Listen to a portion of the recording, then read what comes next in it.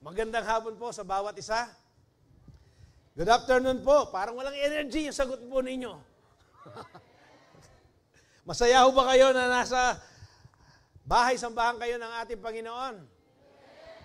Yan, may energy. Ano po? At very convincing. At sa hapon pong ito, ating pong ipagpapatuloy ang ating mga topics. Ano po? Paganda ng paganda. Hindi ko po sinasabi na hindi maganda yung mga nakaraan. Ang gusto ko pong ipahiwatig dito, ipaalam, paganda ng paganda. Ano po? Yung mga mensahe po natin. At marami po tayong natututunan sa mga mensahe po natin. Sino po yung mga nag-grow dito? Yung bang yung spiritual po nila na kalagayan ay nagle-level up? Konti lang. Ano po? Alam po ninyo, napakaganda po ng mga mensahe po natin.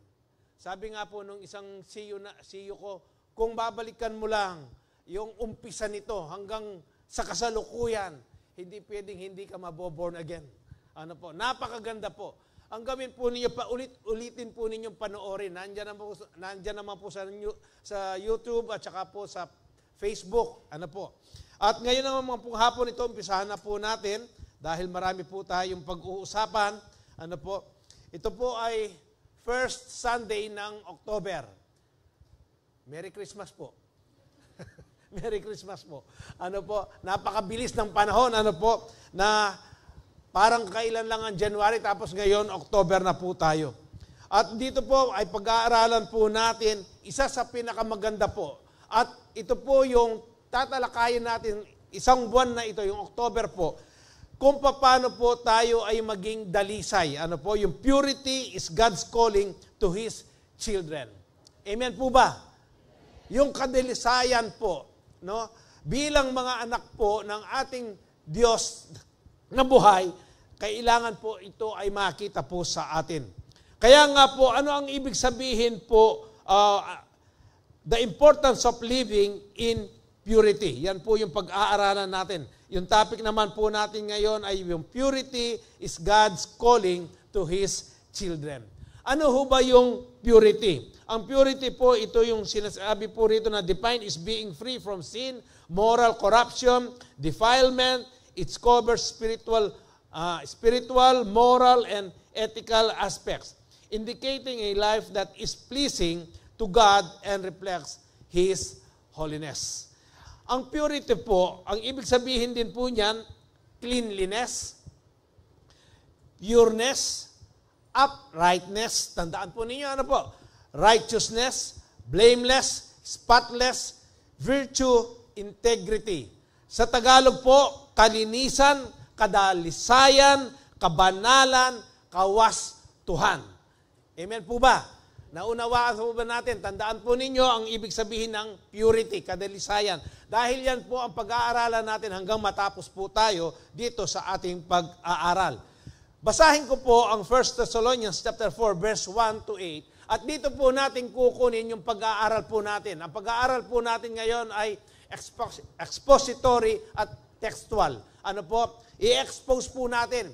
Huhukayin po natin, sasaliksikin po natin ang pag-aaral po natin ngayon dito sa 1 Thessalonians chapter 4 verse 1 to 8. Basahin po natin ang verse 1. As for other matters, brothers and sisters, we instructed you how to live in order to please God, as it in fact you are living. Now, we ask you and urge you in the Lord Jesus to do this more and more. For you know that what instructions we gave you by the authority of the Lord Jesus. Verse 3, it is God's will that you should be sanctified, that you should avoid sexual immorality. Verse 4, that each of you should learn to control your own body in a way that is holy and honorable. Verse 5, not in passionate lust like the pagans who do not know God, and that in this matter no one should wrong or take advantage of a brother or sister. The Lord will punish all those who commit such sins, as we told you and warned you before. Verse 7, For God did not call us to be impure, but to live a holy life. Verse 8, therefore, anyone who rejects this instruction does not reject a human being, but God. The very God who gives you His Holy Spirit. Tayo po sa mandaling manalangin. Ama, salamat po sa hapong ito at muli kami po ay naririto sa iyong bahay-sambahan upang ipagkaloob po namin ang aming pinaka-best, pinakamataas na pagsamba, pagpuri sa inyong makapangyarihang pangalan.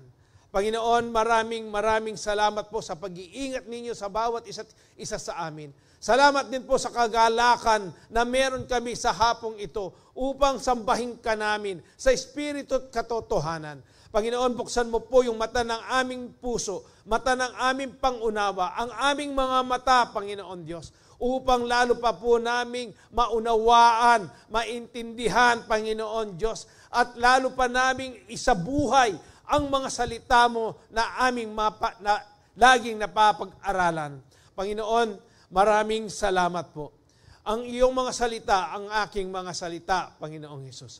Holy Spirit, malaya po kayong kumilos sa aming kalagitnaan. Ganon din po yung mga nanonood, naka-online, Panginoon Diyos. Pagpalain mo rin po sila. Maraming salamat po sa iyo lahat ang kapurihan. Sa pangalan ng aming Panginoong Hesus, ang lahat po ay magsabi ng Amen. Ang sabi ko po kanina, ito pong binasa natin sa 1 Thessalonians chapter 4, verse 1 to 8. Dito po natin kukunin o tatalakayin o pag-aaralan po ang ating mensahe. Kaya nga po dito nabasa na po natin kung paano po itinuturo sa atin ang maging pure, dalisay, maging banal, maka-Diyos, at kung paano po tayo, pag sinabing sanctified life, yun pong tayo po ay nililinis o sineset apart. Dahil tayong lahat, tandaan po ninyo, bakit tayo sineset apart? Dahil may layunin ang bawat isa't isa sa atin. Hindi lang po yung nakikinig o pupunta kayo ng Sunday afternoon dito, uupo dyan at nakikinig at pagkatapos uuwi. Hindi po ganyan ang layunin natin. Meron po tayong layunin. Amen po ba? At mamaya atin pong mapapag-aralan po yan. Kaya nga po dito, hayaan po natin na atin pong saliksikin, suriin ang sulat po ni Apostol Pablo dito po sa binasa natin sa 1 Thessalonians chapter 4 verse 1 to 8. At napaka-importante po na itong mga doktrinang ito, yung mga katuruan po, yung doctrine po, ito po yung teachings, ito po yung katuruan, yung mga itinuturo po namin sa inyo, yung mga naririnig po ninyo dito sa likuran ng pulpito, na maunawaan po natin na ang Diyos, hindi niya po tayo tinawag para maging marumi o gumawa ng kasalanan o gumawa ng mga maruruming mga bagay. Kung hindi, tinawag po tayo para mamuhay po tayo ng may kabanalan. Amen po ba? Naunawaan po ba natin? Yan po ay isa sa mga layunin. Purpose po, bakit tayo naririto? Bakit tayo po ay nag-aaral o nakikinig ng salita ng Diyos? Una po, we are called to live in purity because purity is a character that pleases God. Purity. Pag sinabi pong purity sa Tagalog, kadalisayan. Kalinisan. Kabanalan. Kawastuhan. Kabanalan, kalinisan. Pwede pala tayong maging banal. Amen po ba? Parang hindi po kaya ata sumasang-ayon. Mahirap po bang maging banal? Pag wala sa iyo ang banal na espiritu, mahirap ang magpakabanal. Dahil po, tayong lahat naranasan po natin yung namuhay po tayo na wala pa si Kristo sa buhay po natin. Amen po ba? Marami na po tayong ginawa para itong buhay na ito ay maging matuwid, maging banal. Pero hindi po natin magawa-gawa. Pero ngayon po, pag-aaralan po natin. Bakit ang purity? Why is it purity is a character that pleases God? Bakit nga ba na ang kabanalan po, ang kadalisayan, ang kalinisan, ito ay nagbibigay ng kaluguran sa ating Panginoon? Bakit kaya? Dahil po yung pag-uugali natin, yung pagkatao natin, kapag tinanggap mo ang ating Panginoong Hesukristo, ikaw ay isang aklat na binabasa ng mga unbeliever. Tinitingnan po nila, di ba? Kaya nga kang kakaiba ang kilos mo, yung pamumuhay mo, yung pananalita mo, may nagtanong na ho ba sa inyo, born again ka ba? May nagtanong na ba ho sa inyo? Na nakahalata sila, nakita nila sa iyo, kakaiba ka? Napaka-importante po ng karakter, ng pag-uugali. Our only goal is to please God in this life and in the eternal life to come. Ang atin lang pong layunin, ang pinakalayunin lang po, only goal, ang pinakalayunin lang po natin ay para magbigay ng kaluguran sa ating Diyos dito sa buhay habang nabubuhay po tayo dito sa lupa. At ang sabi diyan? And in the eternal life, to come. Mararanasan po natin itong eternal life to come na ito kung magpapatuloy kayo na mamumuhay na may kadilisayan at po kabanalan. Amen po ba? Masasama tayo doon sa rapture. Kaya ngayon pa lang dapat, lagi tayong handa. Lagi nating inaasam. Yung goal po natin ay mamuhay ng merong kadalisayan. Merong kabanalan. Hindi po ibig sabihin ito na naglalakad ka na may halo ka sa itaas ng ulo mo. Kung hindi, ang ibig sabihin ito, nakikita sa iyong pamumuhay sa lahat ng aspeto ng buhay mo. Walang exemption. Amen po ba? Lahat. Kaya nga po, ang sabi ng 2 Corinthians chapter 5 verse 9? Our only goal is to, always please the Lord. Amen po ba? Hindi po kalahati, ipiplease ko muna ang Lord ngayong umaga lang. After lunch, hindi na muna. O kaya ipiplease ko ang Lord ngayong linggong ito, Sunday kasi nagpunta ako sa church, pero bukas, hindi na muna. Ang sabi po dyan, always. Lagi. Oras, minuto, segundo, araw-araw, linggo-linggo, buwan-buwan, taon-taon, every day, 24 hours, dapat napapaligaya po natin, napapasaya po natin, napiplease po natin ang ating Panginoong Yesus. Totoo po, nagkakasala pa tayo, pero hindi na po natin sinasadya yan. Hindi na po natin pinaplanuhan. Kapag nagkasala ka, nagigrib ka, nalulungkot ka, umiiyak ka, Lord, sorry po, sorry. Hindi ko po sinasadya. Naunawaan po ninyo?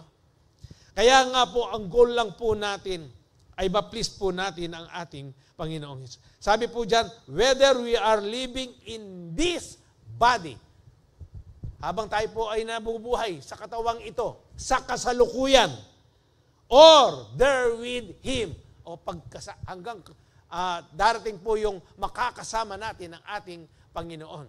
Dapat, yun lang po yung goal natin. Ma-please po natin siya.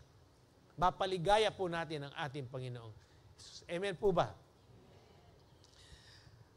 Pag-aralan po natin ngayon, saliksikin po natin, yung unang verse po ng 1 Thessalonians chapter 4, verse 1. Brothers and sisters. Pag sinabi pong brothers and sisters dito, hindi po yung kapatid mo sa laman, kung hindi yung kapatid mo sa pananampalataya. Amen po ba?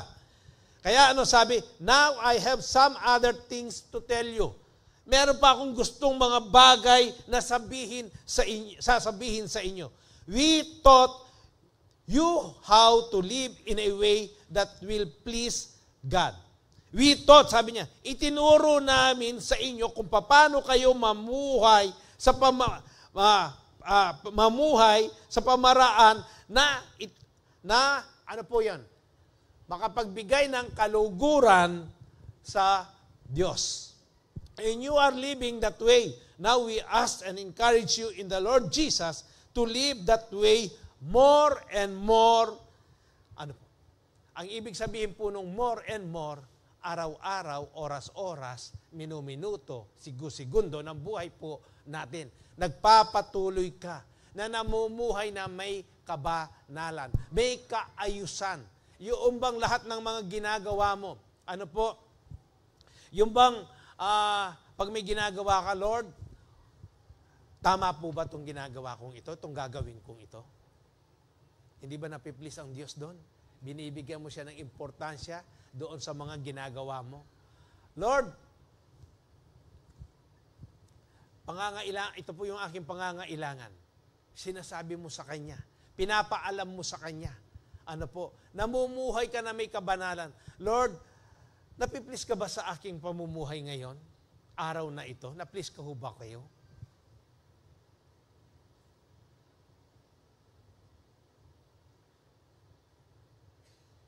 Naplease ho ba natin ang Diyos sa araw na ito?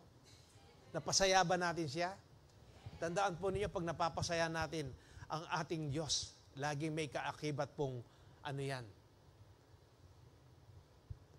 reward. Naano po niya, napansin na ho ba ninyo yan? Sa buhay po ninyo. Kaya nga po dito, hindi ba ninyo napapansin, from glory to glory, He's changing us. From glory to glory, nakakapamuhay po tayo ng merong kawastuhan. Hindi ho ba kayo masaya? Kapag kayo ay namumuhay ng may kawastuhan, kabanalan, kalinisan, hindi ba magaan ang iyong buhay? Kesa doon sa sinusuway mo ang mga utos ng ating Panginoon, napakabigat. Buisit ka pati ngapon. Bakit? Kasi hindi mo ka sumunod sa kanyang mga pinag-uutos. Hindi mo kasi siya inuna. Hindi mo kasi siya pinlis. Yung pagkagising mo pa lang, ang una mong hinawakan ay yung cellphone mo. Himbis na manalangin ka, magbasa ka ng salita ng ating Panginoon. Karamihan po sa atin, bumabagsak tayo dyan. Hindi natin napiplis ang ating Panginoon. Aminin. Diba? Maging totoo po tayo. Real talk lang po. Pero ito po, pinapaalalahanan tayo. Ano ba yung ugali natin? Ano ba yung pagkatao natin? Sa harapan ng Diyos. Napiplease ho ba natin? Tayong dito sa church, may mga kanya-kanya tayong mga ministry. Napiplease ba natin ang Diyos sa mga ministry ipinagkatiwala niya sa atin? Ginagawa ba natin yung pinaka-best po natin? Tayo naman pong mga nag-a-attend, mga membro dito, ginagawa ba natin yung pinaka-best po natin pag pupunta tayo sa bahay-sambahan ng ating Panginoon? Nakahanda ba yung puso mo? Na kahit yung message po namin, diretso sa iyo. Meron nga pong nag-attend dito, first timer. Pagkatapos nung i-welcome ko po, ako pa ang nag-welcome. Ang sabi niya sa akin, I hate you, Pastor, sabi niya. May bigla ko po. I hate you, Pastor. Bakit naman po? Sabi ko sa kanya. Kasi lahat ng mga sinasabi mo sa akin sabi niya. Tapos nakatulog na raw siya, bigla akong sumigaw, nagising. I hate you, sabi niya sa akin. Yung message po, hindi lang po para sa inyo, para po sa lahat yan. Alam po ninyo, kapag ang isang mensahe, diretso sa iyo, tamak na tamak sa iyo, magpasalamat ka. Dahil mahal ka ng Diyos. Ayaw kanyang mapahamak. Gusto niya may baguhin sa iyo. Sa iyong mga ugali. Para ma-please mo siya. Para yung karakter mo na yan ay mabago. Amen po ba? Kaya po, rin po ang sabi ng Hebrews chapter 11 verse 6, and without faith, it is impossible to please God. Amen po ba? Because anyone who comes to Him must believe that He exists. Naniniwala po kayo na may Diyos? Naniniwala ho ba kayo sa ginawa ng ating Panginoon Jesus doon sa krus ng Kalbaryo para sa inyo? Faith. Kailangan po ang faith. Kaya po anong sabi? Because anyone who comes to Him must believe that He exists and that He rewards those who earnestly seek Him. I-reward niya po, gagantimpalaan niya yung sumasaliksik, yung lubusan, na sumasaliksik sa ating Panginoong Jesus. Kaya nga po, yung faith napaka-importante po sa atin bilang mga mananampalataya. Lahat, kung paano po tayo nabubuhay ngayon, kumikilos, gumagalaw po, kung paano po natin binabasa ang salita ng Diyos, by faith po yan. Kaya nga, napaka-importante po na maging matatag po yung ating pananampalataya. At yung paano po natin napiplease ang ating Panginoon, by faith pa rin yan. Dahil sa kanyang mga salita, ginagawa natin. Alam natin na totoo ang salita niya. Kaya nga ito ay sinusunod natin, ina-apply natin, ipinamumuhay po natin. Amen. Kaya nga ito pong Hebrews chapter 11, verse 6 na ito, napaka-importante. And without faith, it is impossible. Impossible to please God. Faith in God leads to living in purity. Faith in God leads to living in purity. Yung pananampalataya po, ang sabi diyan, ito po ay ililid niya tayo, sa pamumuhay na merong kadalisayan. Tayo pong lahat, naniniwala tayo na ang salita ng Diyos ay buhay. Amen po ba? Tayo pong lahat naniniwala sa salita ng Diyos na kapag ito po ay ipinamuhay natin, in-apply natin sa buhay po natin, pwede tayong mamuhay na may kabanalan. Makakapamuhay tayo ng may kabanalan. Meron pong kawastuhan. Amen po ba? Tama po yung mga ginagawa po natin, yung mga ipinamumuhay po natin. Amen. Kaya nga po, napaka-importante. Ano sabi ng Hebrews chapter 10, verse 38? And my righteous ones will live by faith. Sino po yung mga righteous ones na tinutukoy po dito? Kayo. Ako. Tayong lahat. Righteous one will live by faith. But I will take no pleasure in anyone who turns away. Yung turns away po dyan, yung mga nakaalam na, nakilala niya ang ating Panginoong Hesukristo sa kanyang buhay, naranasan niya yung kabutihan, yung katapatan ng ating Panginoong Hesukristo, subalit tinalikuran niya pa. Yan po yung turns away. Backslide. Nag-backslide. Iniwan niya. Tinalikuran niya. Kaya nga po, hindi na sisiyahan ang Diyos sa kanya. Malinaw po ba? Meron pong mga Kristiyano, nasa loob ng simbahan, pero backslider. Ang puso, wala po. O hindi nakatuon sa mga katuruan po ng ating Panginoon. Parang lang po yan. Physically, nandiyan ka. Pero yung mind mo, yung puso mo, malayo sa Diyos. Mapapansin po ninyo yan. Kahit nasa sarili mo, mapapansin mo yan. Kapag panahon po, yung oras mo ng praise and worship, kapag malayo ang puso mo sa ating Panginoon, napakahirap po na ibuka yung bibig mo. At napakahirap din po na itaas yung kamay mo para magpuri ka sa ating Panginoon. Kaya nga po, dapat isa-isip po natin, isa puso po natin, na yung purity, yung kadalisayan ng ating pag-uugali, nagbibigay po ng kaluguran sa ating Panginoong Yesus. Alam po ninyo, kapag dalisay ang puso mo, pag nag-worship ka, automatic po yan. Tinataas mo ang iyong kamay. At yung bibig mo nakabuka. Kahit na sintonado ka, umaawit ka pa rin. Dahil alam mo, ginagawa mo yun sa iyong Diyos. Amen po ba? Kaya nga po yung living by faith, tandaan po ninyo, no? Ito po ay nagiging ano po tayo dito, nagiging banal tayo dahil nga yung mga salita ng ating Panginoon ay ating pong ipinamumuhay. Ginagawa po natin. Number 2, we are called to live in purity because purity is a will of God for His children. Ang kadalisayan po ay kalooban ng Diyos sa bawat kanyang mga anak. Bawat isa't isa po sa atin. Iyan po yung kalooban ng Diyos, yung maging dalisay po tayo, maging banal po tayo. Wasto yung ating mga ginagawa. Wasto po yung ating pinamumuhay. Wasto yung lumalabas sa bibig po natin ng mga salita. Yan po yung kalooban ng Diyos sa bawat isa't isa sa atin. Amen po. Kaya po, pag-aralan naman po natin yung 1 Thessalonians chapter 4 verse 3 hanggang 5. Ano po? Ang sabi po dito sa verse 3, it is God's will that you should be sanctified.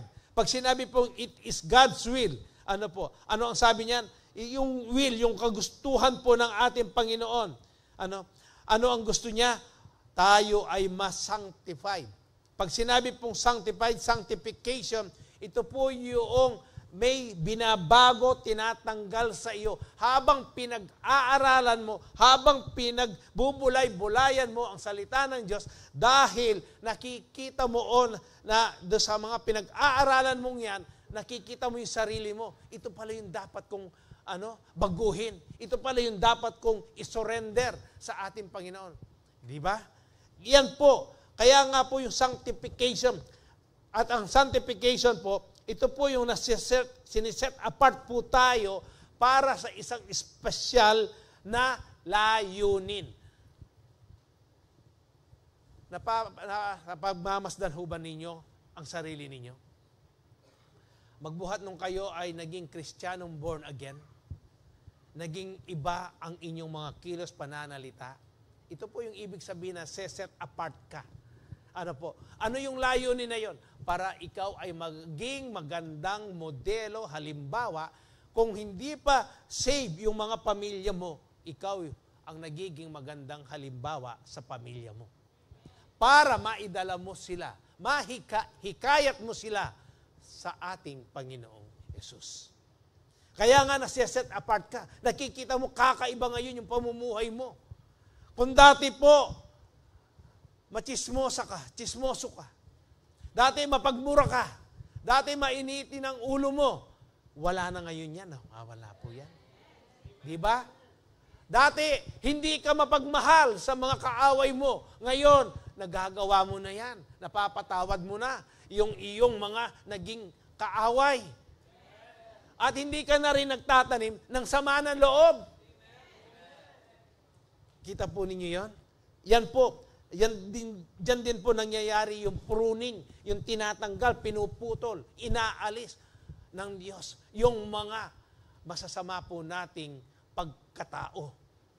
Amen po ba? Kaya nga ano pa ang sabi diyan, it is God's will that you should be sanctified, that you should avoid sexual immorality. Bakit dito sa Thessalonians na ito?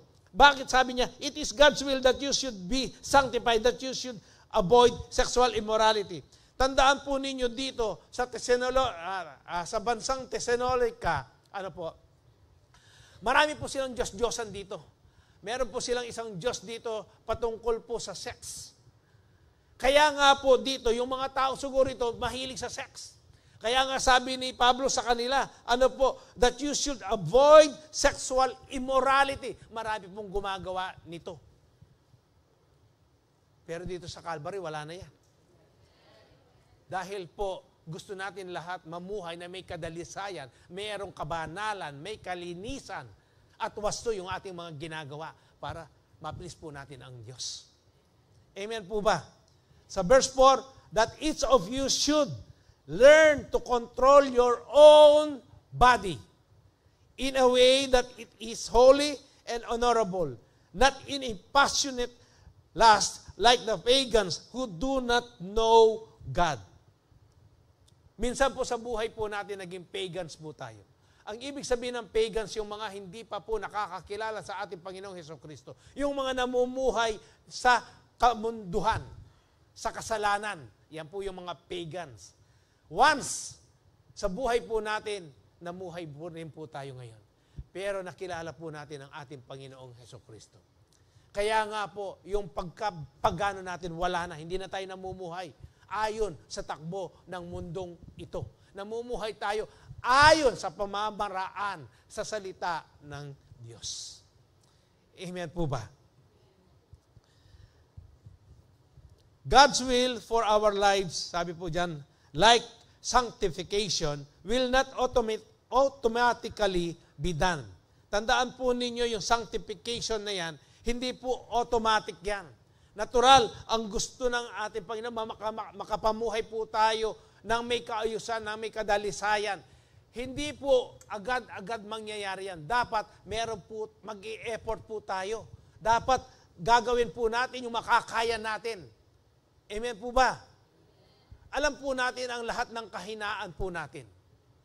Tama? Ano po? Yung mga kahinaan po natin. Ano ang sabi dito? We need to participate in His will by doing our part because He already empowered us by His grace. Binigyan na po tayo ng kapangyarihan sa pamamagitan po ng biyaya ng ating Panginoong Hesus. Yung pong lakas ng loob, yung tapang, para po, halimbawa, ano po, ikaw ay mahilig sa mga lalaki, mahilig ka sa babae, natural. Ano? Binigyan kanya nung makilala mo ang ating Panginoong Hesus. Nung maranasan mo yung grace, yung biyaya ng ating Panginoon sa iyong buhay, ano po, binigyan kanya ng lakas ng loob, in-empowered kanya. Para ano? Para maiwasan mo ngayon yan. Para takbuhan mo ngayon yan. Yung pambababae na yan. Ano po? Yung iba, yung mga panlalalaki, yung iba pambababae. Ano po? Para maiwasan po yan. Yan po yung biyaya na nagagawa niyan sa buhay po natin. Dahil kung sa sarili lang po nating kalakasan o kakayanan, hindi po natin magagawa. Kaya yung iba, ano sabi po nila? Pastor, kagaya nung nagsabi po sa akin, I hate you, Pastor, sabi niya. Pastor, gusto ko na po kasing iwanan ito pero hindi ko magawa. Alam mo, sabi ko, binigyan ka na ng kapangyarihan, ng tapang. Yung biyaya ng Diyos ay nasa sa iyo na. Ang dapat mo lang gawin kapag nandyan na yung tuksong yan, umalis ka. Tumakbo ka.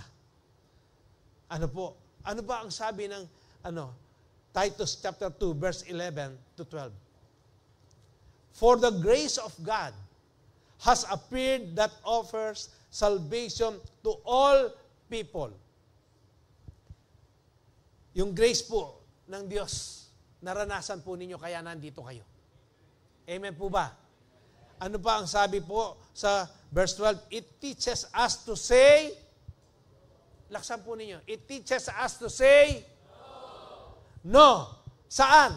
To ungodliness and worldly passions, and to live self-control, upright, and godly lives in this present age. Ano daw ang tinuturo ng biyaya ng Diyos sa atin?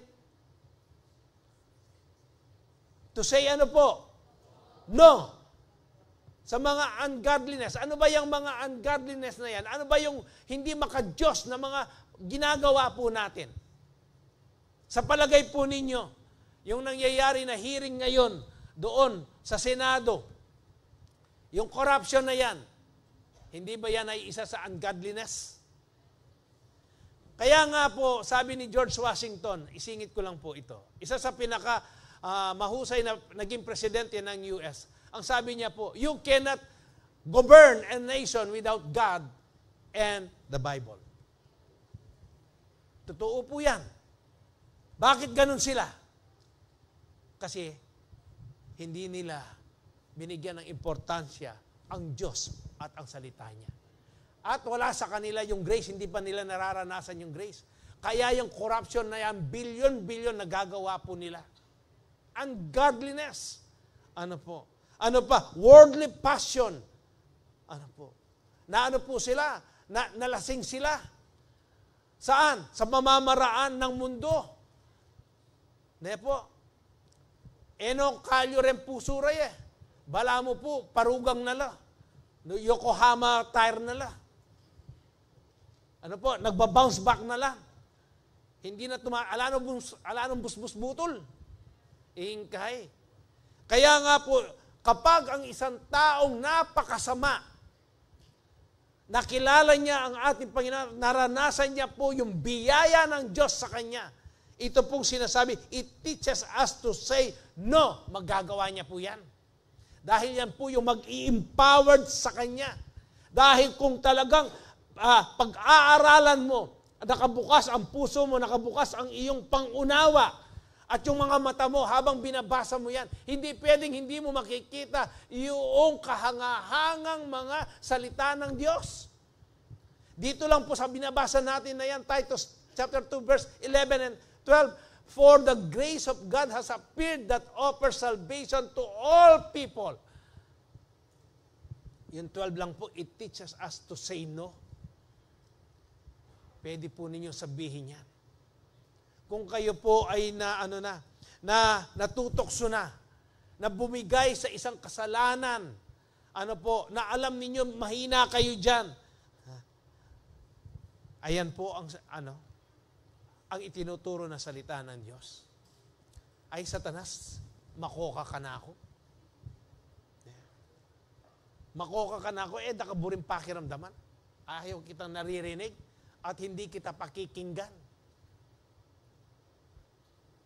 Alam po natin yung mga kahinaan po natin. Pero anong sabi po dyan? Ang grace po ng ating Panginoon, ano ang tinuturo niya sa atin? To live self-control, upright, and godly lives in this present age. Amen. God has given us grace to live according to His will. Now our part is to do His will by the power of His grace. Kaya nga po, napakasarap kanina sa CEO namin, ano ang mas maigi, sabi ko? Yung mamuhay ka, sundin mo ang mga kautusan, ang katuruan ng salita ng Diyos, o yung gawin mo ang makamundo.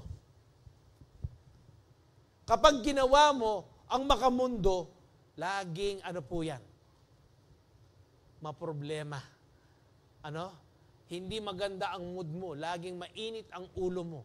At yung pamamaraan mo, ang lagi mong ginagawa, pumapalpak ka naman. Pero kapag ginawa mo ang pinag-uutos, ang itinuturo ng salita ng Diyos, pakinabang po lagi yan. Masaya, magaan. Sabi nga nila, anang kayan, pastor? Itabang magobra ka, mabayat, kayang katawan, kayang pilubluban. Hindi mabigat sa iyong kalooban kapag nagtatrabaho ka, kapag yung pamamaraan, yung salita ng Diyos, ang iyong pinamumuhay. Walang problema. Hindi ko po sinasabi na yung wala ka na talagang problema.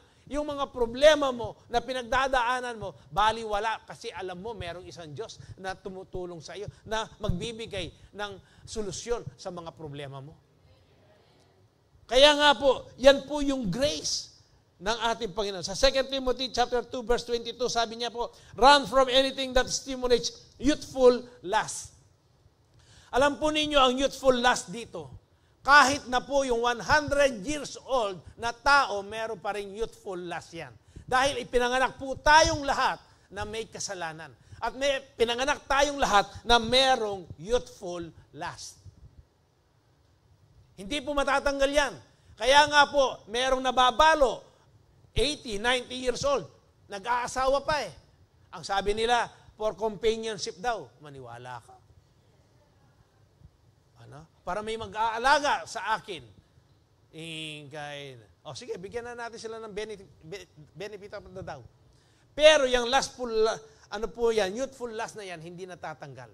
Alam po ninyo, para matanggal lang po yan, by the grace of God pa rin po.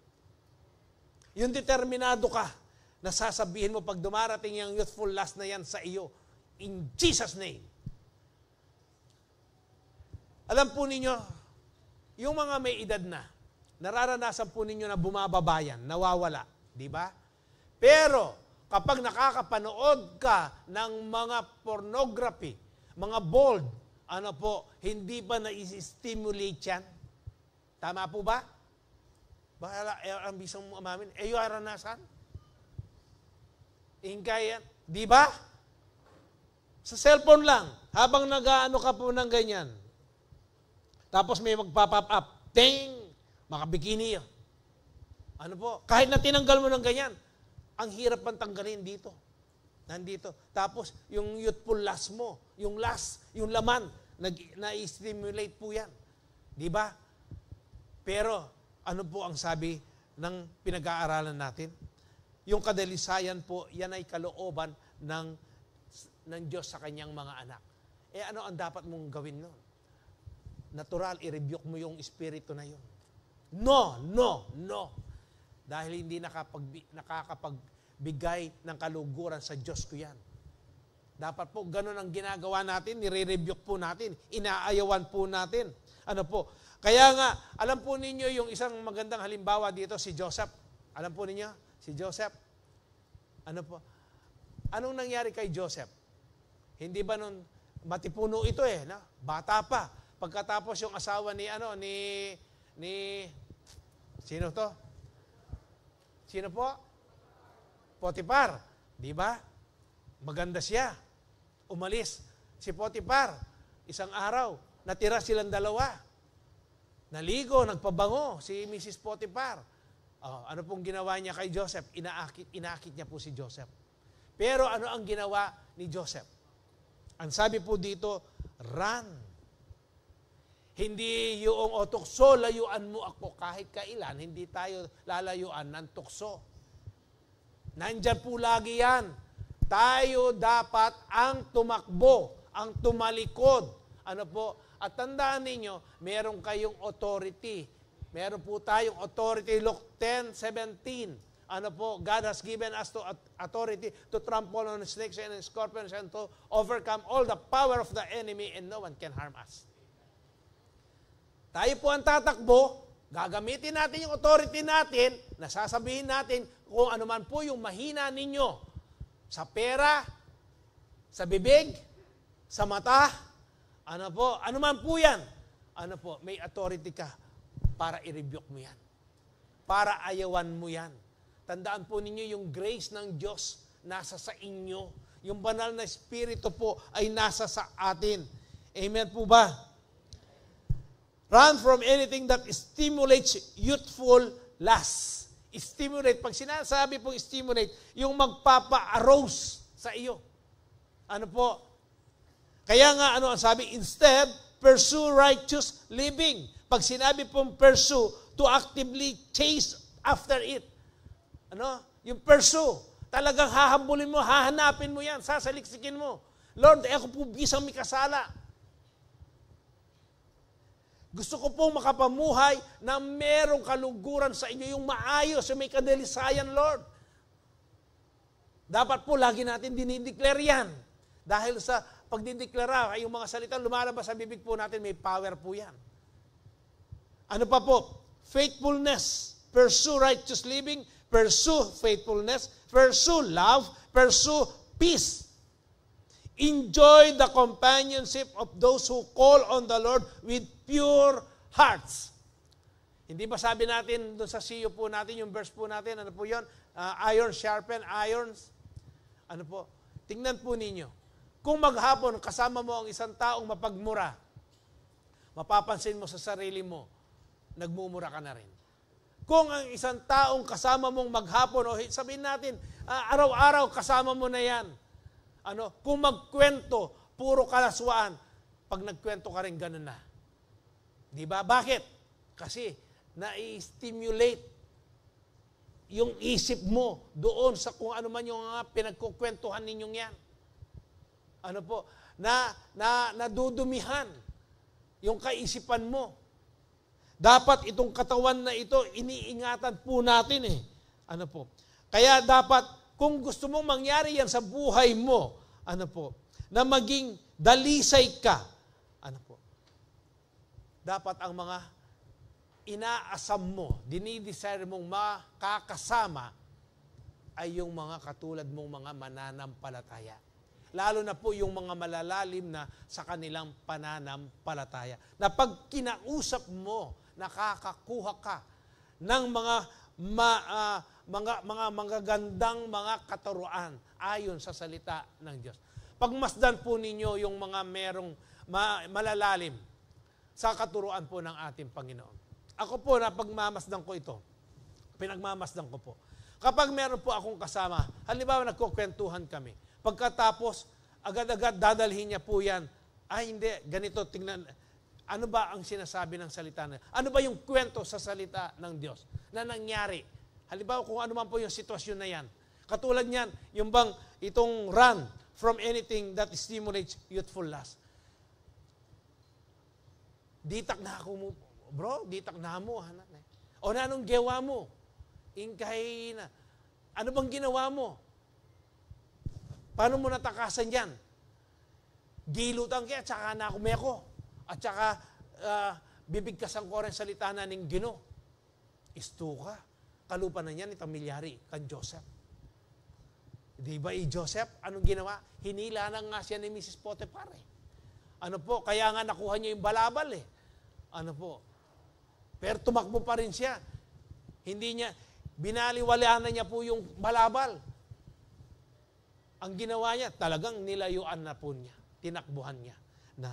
Kaya nga po dito makikita natin, kung gusto po ninyo lalo pang maging matibay, ano po, kung bago-bago lang kayong mga Kristiyano, kayo po ay makipagsalamuha sa mga malalalim na Kristiyano sa kanilang pananampalataya.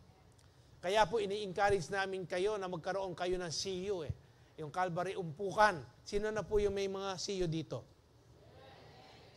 Ayan. Yung wala pa po, ini-encourage po namin kayo. From Monday to Sunday po, may kanya-kanyang oras po yan. Magtanong lang po kayo. Napakaganda po. Ano po? Yung sa pagsisiyo. Alam po niyo sa siyo, sa amin po, nasanay na kami. Pag meron nang nagkamali sa amin, direct to the point po, straight. Ano po? Iko-correct na po yan. Kaya nga po, himbis na mapariwarayan, kapag bukas ang puso mo, bukas ang puso mo sa pagtutuwid, sa pagdidisiplina, hindi ka mapapariwara. Pasasalamatan mo po ang Diyos na meron kang mga kasama na maka-Diyos. Amen po ba? 1 Corinthians chapter 6, verse 19 to 20, you should know that your body is a temple for the Holy Spirit. Sino pong nakakaalam nito? Na ang katawan po nating ito ay templo ng banal na Espiritu. Kung alam po ninyo yan, dapat hindi na po ninyo dinudumihan. Ang ibig sabihin yan, hindi po yung magbabad ka doon sa putik. Ang ibig sabihin, huwag kang gagawa ng mga nakakasama sa iyong katawan. Kasalanan man po yan. Pagkain man po yan. Yung pag-scroll sa cellphone. Kung meron ka pang tablet, meron ka pang computer, pambira, tatlo-tatlo na ang ginagamit mo. Kaya ka pa sasawa. Yan po, tandaan ninyo na po-pollute po yung ating kaisipan. Tapos hindi mo alam, 3 oras ka na pala sa kaka-scroll ng ganyan. Naubos yung oras mo na yan. Ni manalangin, ni magbasa ng salita ng Diyos. Hindi mo na nagawa kasi napagod na yung mata mo. Kung alam po natin, templo ito ng banal na Espiritu, gagawin po natin ang lahat para hindi marurumihan itong katawan na ito. At aalagaan po natin. Amen. Hindi po lahat ng pagkain. Mga kapatid, magpasko, dakalapamangan, kanyang. Ingatan niya po, ing templo na ng Ginoo. Amen po ba? Amen. Kahit, kung patikim-tikim, kasi kung marami naman po yung pagkain na yan, patikim-tikim lang, mabubusog ka na Di ba? Di kung hindi mo na kayang kainin, ibahalot mo na lang. Iuwi mo, pagkatapos, kinabukasan naman. Huwag mong miminsanin. Huwag mong ubusin ng minsanan. Tandaan po natin na itong katawan na ito ay templo ng banal na Espiritu. that you receive from God and that lives in you. You don't own yourselves. You don't own yourselves. Kaya itong katawan na ito, halimbawa po, araw ng linggo, araw ng Wednesday. Sino po yung nag-attend ng Wednesday? Dito po nga lipa, invite na kayo po sa Wednesday. Napakaganda po ng Wednesday. Itong katawan na ito, ang sabi po sa ating pinag-aaralan, you don't own yourselves. Hindi na sa iyo itong katawan na ito. Kapag ang katawan na ito, araw ng Wednesday, araw ng Sabat, araw po ng youth, ng service, araw ng linggo, alam mo yan sa isip mo, na dapat, magsisimba ka, mag-a-attend ka. Mag-a-attend ka ng CU mo, mag-a-attend ka ng Bible study, kung ano man po yung mga ginagawa. Itong katawan na ito, mapagal ka eh. Painawa na ka pa. Magpahinga ka na muna, katawan. Pero sigurado, mayroon pong naglalaban yan sa iyong kalooban. Di ba? Ano ang sabi? Mag-attend ka. Mapagal ko. Hindi na sa iyo yan. At ito, templo ng banal na espiritu yan. Itong templo ng banal na espiritu, itong katawan na ito, dapat inaalagaan mo. Dapat ito ay nasa church. Nag-a-attend ng prayer meeting o yung meeting of the warriors. Dapat nandyan sa yung youth service. Dapat uutusan mo ito, ikakatawan, tandahanan mo. Kaya may pagal ka, kasi balo mo ng ating service ngayon may pagal ka.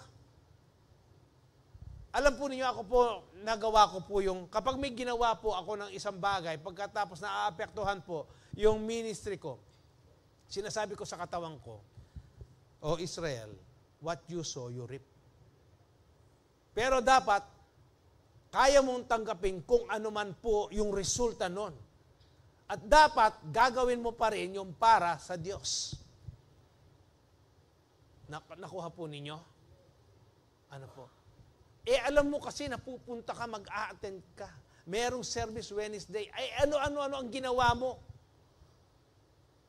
Dapat binigyan mo na ng pansin yung sinasabi ng banal na Espiritu. Hindi ba may naririnig tayo?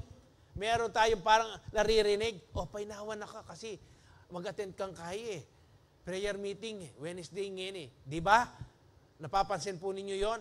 Pagkatapos, ginawa mo pa rin yung gusto mong gawin, ngayon, ano nangyari? Napagod ka. O kaya may nangyari sa iyo. Hindi ka na nakapag-attend. Pero kung sinunod mo yon, na binigyan mo ng kahalagahan, itong katawan na ito na dapat kumain ng espiritual na bagay at dapat itong katawan na ito makisalamuha sa mga kapwa mananampalataya para lumakas.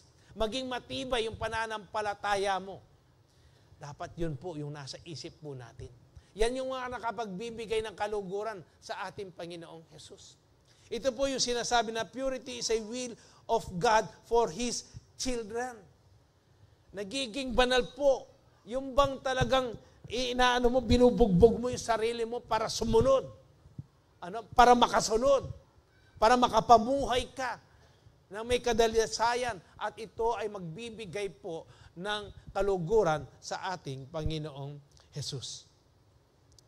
Kaya nga, pa po ang sabi dyan sa verse 20? God paid a very high price to make you His. So honor God with your body. Ano ba ang pinambayad ng Diyos sa atin? Hindi ba ang kanyang bugtong na anak? Para po ang sinabi? So honor God with your body. Honor God. Ano ang sabi ng Romans chapter 12 verse 1 and 2? Therefore I urge you, sabi po ni Paul sa mga tiga-Roma, brothers and sisters, in view of God's mercy, to offer your bodies as a living sacrifice, holy and pleasing to God. This is your true and proper worship. Ano po yung isa sa mga hinahanap ng Diyos sa atin? Ano po yung true and proper worship dito? to offer our bodies as a living sacrifice. Holy and, pleasing to God. Yan po yung isa sa mga hinahanap po ng Diyos o yung makapagbigay ng pleasure, ng kaluguran sa Diyos. Yung pong i-offer natin yung ating sarili. Ano po ang sabi pa doon sa verse 2? Do not conform. Huwag kang sumang-ayon. Huwag kang makiayon. Huwag kang makiuso. Ang ibig po sabihin dyan, to the pattern of this world. Sa galaw, sa kilos, sa yan, yung uso-uso ng mundo ngayon. Yan po yung sinasabi dyan na do not conform to the pattern of this world, but be transformed. Yung matransform po, mabago. Yung kaisipan, by the renewing of your mind, then you will be able to test and approve that what God's will is, His good, pleasing, and perfect will. Hanggang hindi po natatransform, hindi po nare-renewed ang ating kaisipan. Paano matatransform, mare-renewed po yan? Babalik na naman po tayo dito. Sa salita po ng ating Panginoon Jesus. Hindi po tayo makikiayon. Hindi po tayo susunod kung ano yung uso ng mundo. Kapag ang mundo, ang sabi niya, okay lang naman yung magsama kayo kahit na hindi pa kayo kasal. Yung testing muna. Para kung hindi tayo compatible, hiwalay tayo. Yan po yung pattern ng mundo. Napiplis ba ang Diyos? Hindi po. Kasi pattern po ng mundo yan. Ano ba yung gusto ng ating Panginoon? Para sa katawang ito. Offer your bodies as a living sacrifice, holy and pleasing to God. Kaya nga po, alam ninyo, marami na po dito sa ating members sa church. Marami pong gumagawa noon, yung nagsasama pero hindi po sila, kasal. Outside marriage. Ang ginagawa nila. Pag sinabing outside marriage po, yung mag-asawa, yung mga ikinasal, mga legal na nagsasama, ikinasal sila, sa harapan ng tao at sa Diyos. Yun po yung legal. Yung ginagawa ng mag-asawang yun, legal. Pero kapag outside na po, pinag-uusapan sa marriage, ginagawa mo yung ginagawa ng hindi na po nakapagbibigay ng kaluguran yan sa Diyos. Minamak mo na. Sinisira mo na yung katawan na ito, yung templo ng banal na Espiritu. Hindi na po nakapagbibigay ng kaluguran yan sa Diyos. Pupunta ka sa impyerno dyan kapag hindi ka nagsisi. Pero yung mga member po natin na nabuksan po yung kanilang kaisipan dyan, kaya po nagkaroon tayo ng mass wedding . Kasi karamihan po ang sinasabi nila, magastos ang kasal. Huwag mong yakapin yung hindi mo kayang yakapin. Kung simple lang. Kung sa mga judge lang, di sa judge lang, sa West lang. Di ba? Para maging matuwid. Makapamuhay ka ng merong katuwiran sa harapan ng Diyos. Kaya nga po yung iba nagpakasal po sila. Kaya yung blessing ng ating Panginoon, ibubuhos po ng 100% yan. Kapag hindi po kayo nagsasama, ayon sa salita ng Diyos, meron pong sumpayan. Kaya nga po ito, sinasabi po namin, itinuturo po namin kung ano po yung ayon sa salita po ng ating Panginoong Jesus. Amen po. Do not conform to the pattern of this world, but be transformed by the renewing of your mind. Then you will be able to test and approve what God's will is, His good, pleasing, and perfect will. God wants to use our body as a living testimony that is holy and pleasing to Him, because this is the way to truly worship Him. But we need to change the way we think according to the truth of His Word. Then we will be able to understand His perfect will for us. But we need, sabi po dyan, to change the way we think according to the truth of His Word. According to the truth of His Word. Dito lang po tayo magbabase. Ito po yung may final authority. Laging may final authority po ang salita ng Diyos. Amen po ba? Kaya nga po, ano ang sabi diyan? Then, we will be able, to understand His perfect will for us. Amen. Panghuli po, purity is a commandment from God. Amen po ba? Yung kadilisayan po, ito po ay utos na galing sa Diyos. Sa 1 Thessalonians chapter 4, verse 6 to 8, and that in this matter no one should wrong or take advantage of a brother or sister.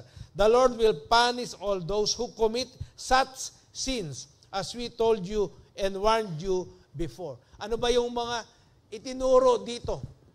Ano po yung sexual immorality? Ano po? Yung bang hindi mo pinipursue yung righteousness o yung youthful lust, hindi mo tinatakbuhan, hindi mo inaayawan.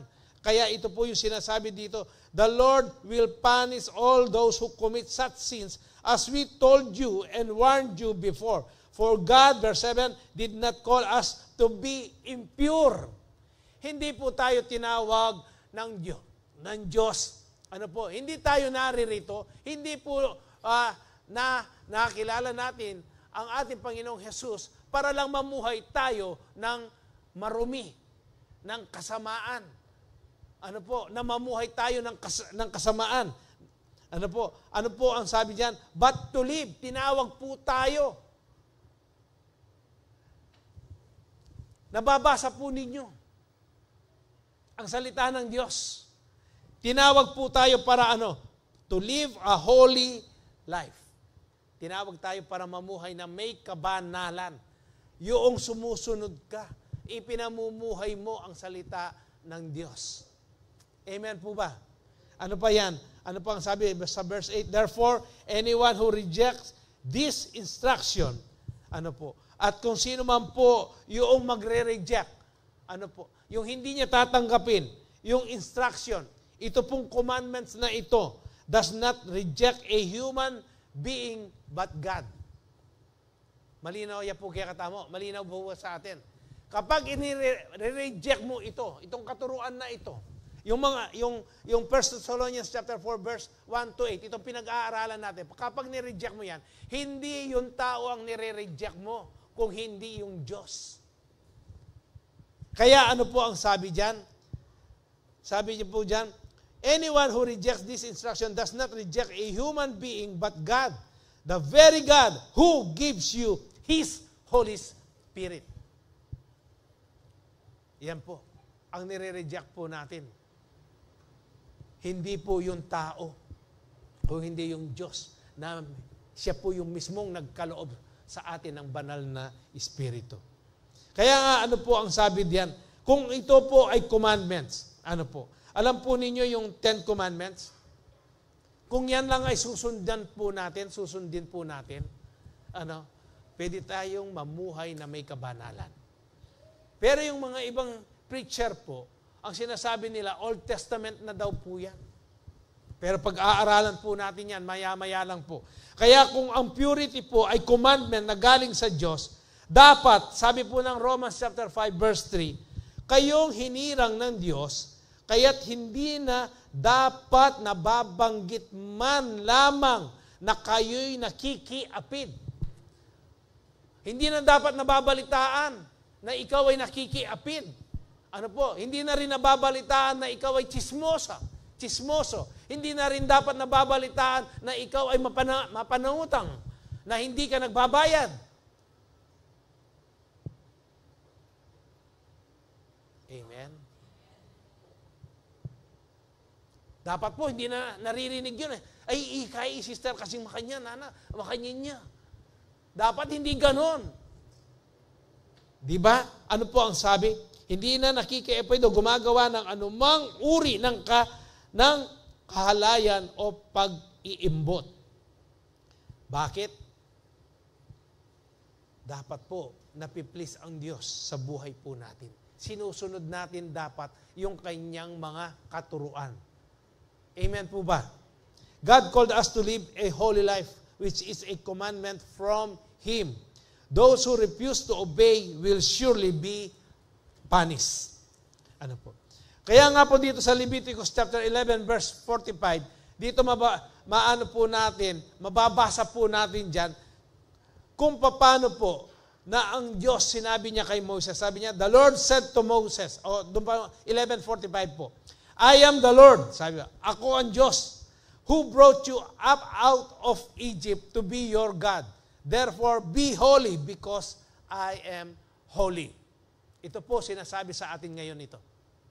Sa kasalukuyan. Habang binabasa ko po ito, sinasabi ng Diyos sa atin, be holy because I am holy.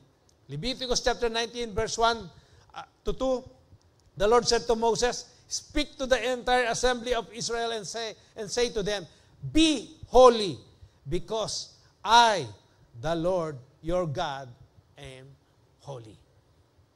Sa Leviticus chapter 20 verse 26, you are to be holy to me because I, the Lord, am holy. And I have set you apart from the nations to be my own. Baka sabihin po ninyo, Old Testament po yan, Pastor. Meron naman po sa New Testament. Sa 1 Peter chapter 1 verse 15 to 16. But just as He who called you is holy. Sino ba yung tumawag po sa atin? Sino yung pumili po sa atin? Si Jesus. Ano ang sabi niya? So, be holy in all you do. Amen po ba? Hindi po some. All. We do. You do. Sa lahat ng mga ginagawa po natin, dapat merong kabanalan, merong kadalasayan, meron pong yung wasto po nating mga ginagawa po natin. Kaya nga po, ano ang sabi dyan? For it is written, be holy because I am holy. Being pure and holy is a commandment from God. In fact, the 10 commandments are about living in holiness towards Him. Ilan po yung commandments? 10. Kung masusunod lang po natin yan, hindi po pwedeng hindi natin mapiplease ang Diyos. Huwag po nating sabihin na 10 commandments po yan sa Old Testament. Ang sabi ng salita ng Diyos, si Jesus mismo, ang sabi niya, dumating ako para ano? Para ano po?